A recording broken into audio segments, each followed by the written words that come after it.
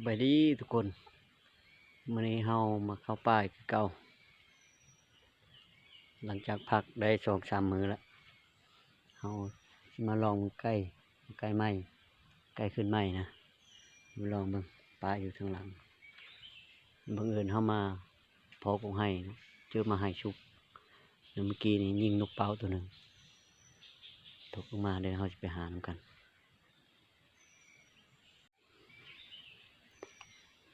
คือกงมาไห้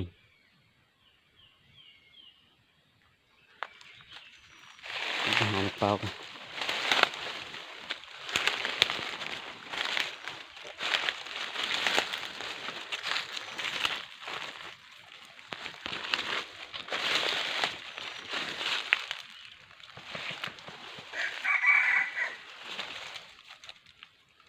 เดี๋ยวมื้อแลงเฮาสิมาเฝ้า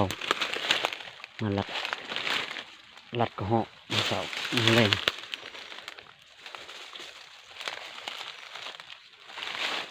เฝ้านี่ก็ตกแถวนี้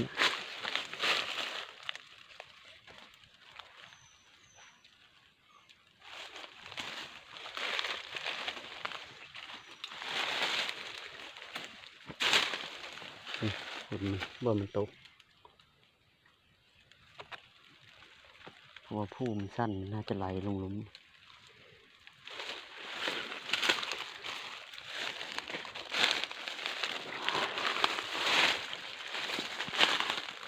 อยู่หลุมพุ่น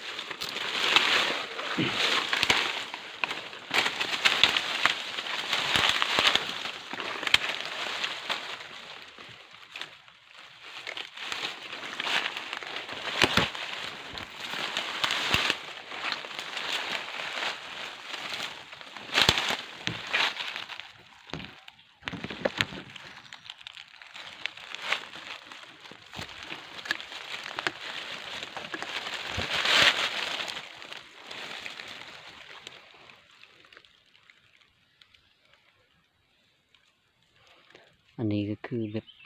เป็นนกเป้าตัวแม่นะหางชัน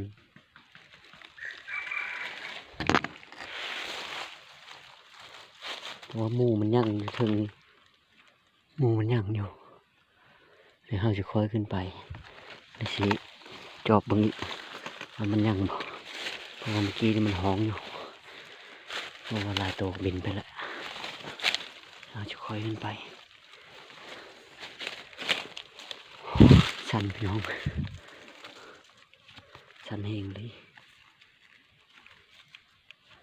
เป็นตัวฟังนี้มันอยู่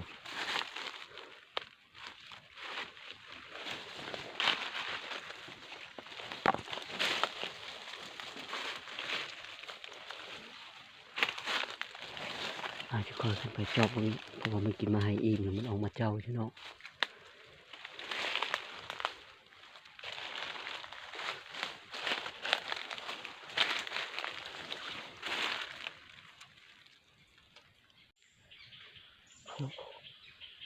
นกเขามาให้นี่เนาะเอาลายแต่ว่าเขาจะไม่ยิงนกคนนี้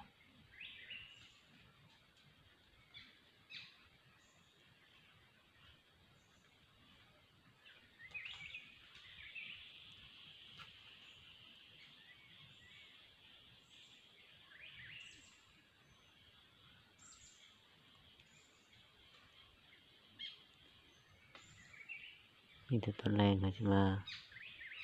เฝ้ากระเหาะ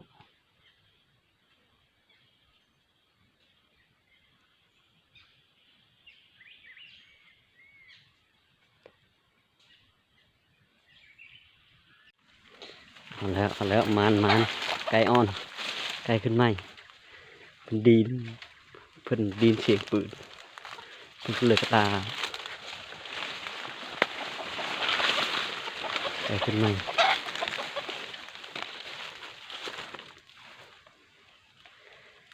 โอ้มันเพราะว่าไก่ตัวนี้เอาตัวไก่เอาตัวนั้นมาต่อมีเฮา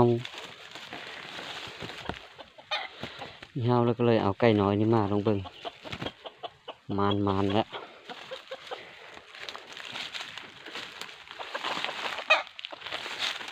เบิ่งเดือเพราะว่ามาตัวแม่3 ตัวตัวผู้ตัวหนึ่งมาเป็นฝูงเลยเนาะถือว่าโอเคอยู่นะมาแล้วพี่น้องมาแล้วต่อกันบุได้ดนประมาณ2-3 นาที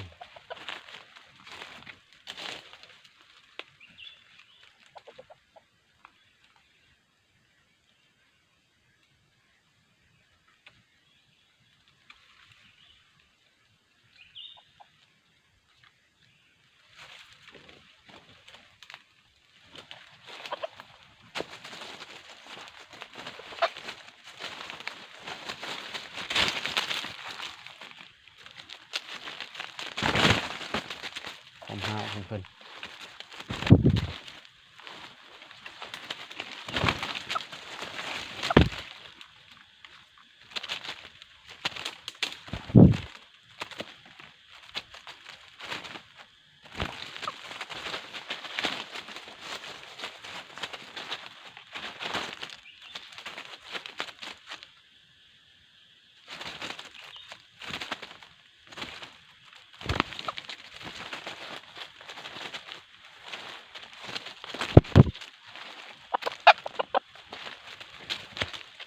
หลังจากนั้นเราก็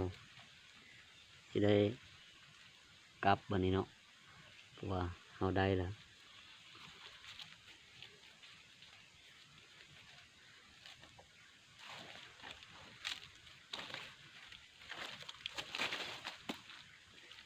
เป็น